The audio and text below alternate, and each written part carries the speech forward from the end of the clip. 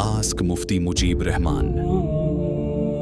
बिस्मिल्लाहिर्रहमानिर्रहीम अल्हम्दुलिल्लाहि रब्बिल आलमीन वल आक़िबतु लिल मुत्तक़ीन वस्सलातु वस्सलामु अला अशरफिल अंबिया वल मुरसलीन व अला आलिहि व सहबिहि अजमाइन इला यौमिद्दीन। अल्हम्दुलिल्लाह अॼु असांजो मसाइल सेक्शन नंबर 46 रिकॉर्ड थी चुको आहे ऐं कोशिशि कंदासीं त इन में मुख़्तसिर खां मुख़्तसिर सवाल जा जवाब असां रिकॉर्ड कयूं आसान फॉर्म जे अंदरि। सभ खां पहिरियां सवाल आहे त जेकॾहिं कंहिं शख़्स खे वितर नमाज़ में दुआ कुनूत पढ़णु न अचे त उहो शख़्स वितर नमाज़ में दुआ कुनूत जी जॻह ते का नंढड़ी सूरत पढ़ी सघे थो या न। सभ खां पहिरियां ॾिसो, इस्लाम सिखणु खपे। हाणे दुआ कुनूत इंतिहाई नंढी दुआ आहे।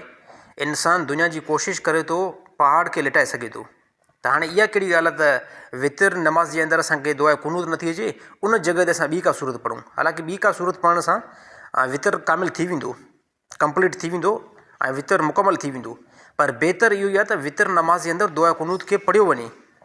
इस्लाम खे असां अॼुकल्ह सिखण जी त कोशिशि ई नथा कयूं, त इस्लाम खे सिखण जी कोशिशि कई वञे ऐं वितर नमाज़ में दुआ कुनूत खे ई पढ़ियो वञे। पर जेकॾहिं कंहिं शख़्स खे दुआ कुनूत नथी अचे त दुआ कुनूत जी जॻह ते ॿी का सूरत पढ़ी सघे थो, सूरत असर पढ़े या क़ुरान हकीम जो को बि हिसो पढ़ी सघे थो। गैर मुस्लिम सां माली मदद करणु कीअं आहे? गैर मुस्लिम सां माली मदद करणु बिल्कुलु ठीकु आहे ऐं दुरुस्त आहे। गैर मुस्लिम सां माली मदद करणु कीअं आहे? जेकॾहिं कोई बि नॉन मुस्लिम तव्हांजे इलाइक़े जे अंदरि रहे थो, तव्हांजे महले जे अंदरि रहे थो, त तव्हां उनखे जेकॾहिं माली उनखे मदद जी ज़रूरत पई आहे त मुस्लमान जे मथां ज़रूरी आहे त उन सां हेल्प करे ऐं उन सां मदद करे। बल्कि इस्लाम त असांखे इहो ई दर्स ॾिनो आहे त जेकॾहिं नॉन मुस्लिम तव्हांजे पाड़े में रहे थो, तव्हांजे इलाइक़े में रहे थो, त उन जी जान जी, माल जी, इज़त आबरू जी हिफ़ाज़त करणु मुस्लमान जे मथां ज़िमी आहे। पर जेकॾहिं कंहिं बि ज़िमी के नॉन मुस्लिम खे, हिंदू खे, ईसाई खे या क्रिश्चन खे माली मदद जी ज़रूरत पई आहे ऐं उनजो को नुक़सानु थी पियो आहे, मुस्लमान उनजी हेल्प करे सघे थो। इस्लाम इन शइ जो असांखे हुकुम ॾिनो आहे।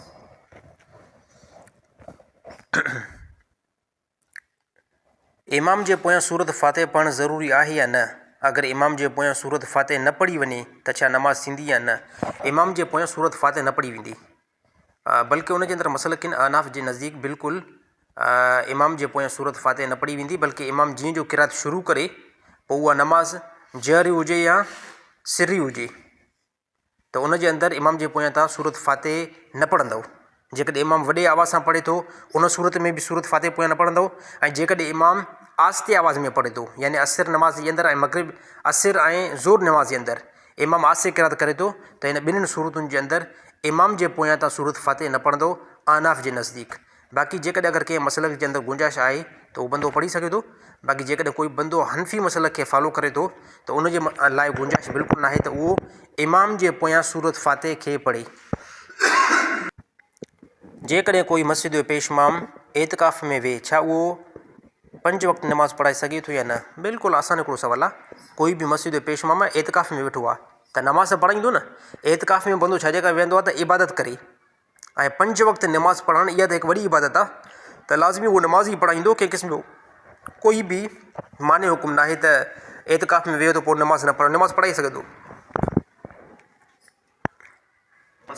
छा गैर मुस्लिम पंहिंजे खीसे या पंहिंजे कपिड़नि या हथ में अल्लाह या उनजे रसूल जो नालो या क़ुरानी आयत खणी सघे थो या न? बिल्कुलु गैर मुस्लिम पंहिंजे हथ में अल्लाह, उनजो रसूल या क़ुरान हकीम जी का आयत नथो खणी सघे। क़ुरान हकीम अल्लाह ताला फरमायो ला यमस्सुहु इल्लल मुतहरुन। क़ुरान हकीम खे ईअं हथु न लायो, मुक़दसात नालनि खे ईअं हथु न लायो मगर जॾहिं तव्हां पाक हुजो, ऐं उहा पाकाई बि कहिड़ी हुजे, बंदो जनाबत खां बि पाक हुजे ऐं अहिड़ी तरह वुज़ू नमाज़ वारो बि थियल हुजे। उन सूरत में तव्हां पाक नालनि खे, क़ुरान हकीम जे नुस्खे खे, क़ुरान हकीम किताब खे हथु लाए सघो था, छुई सघो था, मगर जॾहिं तव्हांखे पाकाई हुजे। नॉन मुस्लिम कंहिं क़िस्म जो कोई बि पाक न आहे, को हिंदू आहे, को ईसाई आहे, उनखे पाकाई जे तरफ़ उहो बिल्कुलु न आहे। छाजे करे? उहो ईमान खां परे आहे, त उहो किताब क़ुरान खे, अल्लाह ताला जे नाले खे या रसूल जे नाले खे हथ में नथो खणी सघे। अगरि कोई शख़्स अकेलो नमाज़ पढ़े त छा उहो आज़ान ऐं तकबीर चई सघे थो या न?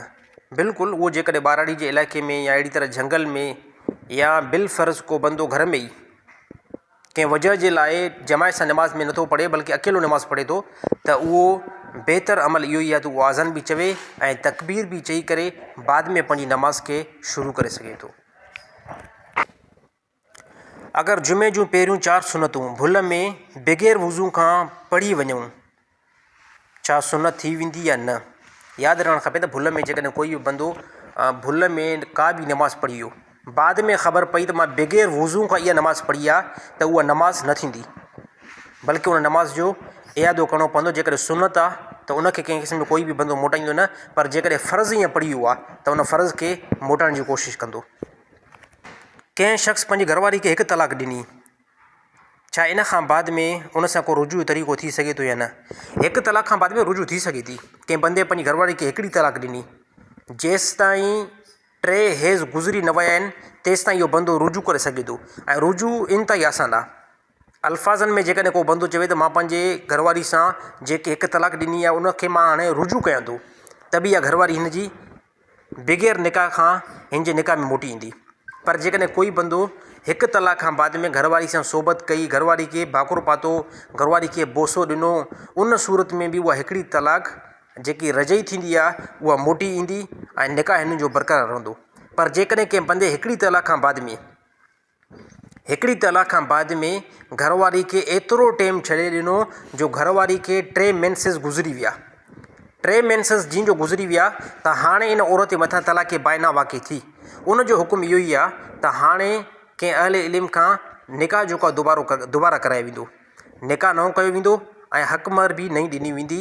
छाजे करे हाणे तलाक रजई खां फिरी करे इद्दत 3 महीना जॾहिं गुज़री चुकी आहे, हाणे इहा तलाक रजई खे 3 हेज़ गुज़री चुका आहिनि, 3 मेंसिस गुज़री चुका आहिनि। हाणे इहा तलाक रजई फिरी करे तलाक बाइना थी वई आहे ऐं बाइना जो हुकुम इहो ई आहे त निकाह जेको आहे तव्हां दुबारा कराईंदो, हक़ महर मुड़ुसु घरवारी खे दुबारा ॾींदो। छा सेहरी में अगरि टाइम पूरो थी वञे त छा बाद में बंदो खाई पी सघे थो या न? बिल्कुलु नथो खाई सघे। अॼुकल्ह जदीद सिस्टम आहे, जेकॾहिं कंहिं बि बंदे टाइम ॾिठो त रोज़े जो जेको टाइम बंदि थिए थो उहो 6:05 आहे। कंहिं बंदे 6:06 ते बि अगरि सेहरी जी मानी खाधी त इन ॾींहं जो इन बंदे जो रोज़ो न थींदो। हाणे पंहिंजे रोज़े खे रमज़ान खां बाद में इन खे क़ज़ा कंदो। छाजे करे हिकिड़ी हदि आहे, 6:05 ते जॾहिं रोज़ो बंदि आहे त हक़ीक़त में बंदि आहे। ईअं न आहे त साईं 5 मिंट मथे तव्हां खाईंदा रहो, 3 मिंट मथे खाईंदा रहो, 10 मिंट मथे खाईंदा रहो, रोज़ो थी वेंदो, बल्कि इहा माण्हुनि जी बेवकूफ़ी आहे। जीअं जो टाइम बंदि थो थी वञे त उन टाइम रोज़े खे बि बंदि कयो वञे। पर जेकॾहिं रोज़े जे टाइम खां 1 मिंट बि तव्हां अॻिते खाधो, 2 मिंट बि अॻिते खाधा, त उन ॾींहं जो तव्हांजो रोज़ो न थींदो, बल्कि रोज़ो तव्हांजो फासी थी वियो। साईं, मुंहिंजो सुवालु आहे हिकिड़ो। मुंहिंजे पाड़े में तक़रीबन 7 मस्जिदूं आहिनि। पोइ कंहिंजो टाइम कहिड़ो आहे रोज़े बंदि करण जो, कंहिंजो टाइम कहिड़ो आहे रोज़े बंदि करण जो। पोइ उन सूरत में छा मां आख़िरी अज़ान जो इंतज़ारु करे थो सघां? अच्छा, तव्हांजो जेको सुवालु आहे उहो सुवालु इन एतबार सां आहे त तव्हां चओ था मुंहिंजे महले में 5-6 मस्जिदूं आहिनि। उन 5-6 मस्जिदुनि जे अंदरि मुख़्तलिफ़ टाइम ते अज़ान थींदी आहे। कंहिं ते 5 मिंट पहिरियां, 5 मिंट बाद में, 10 मिंट बाद में। पोइ हाणे मां कहिड़ी आख़िरी अज़ान ताईं छा रोज़ो रखे सघां थो या पहिरीं अज़ान ताईं पंहिंजे रोज़े खे बंदि कयां? मसइलो तव्हांजो इहो आहे। त इन जो आसान जेको जवाबु मां इहो ई ॾियां थो त हिन ज़माने में डिजिटल ज़मानो आहे ऐं तव्हांजे मोबाइल जे अंदरि रोज़े जा मुकमल टाइम टेबल लिखियलु आहे।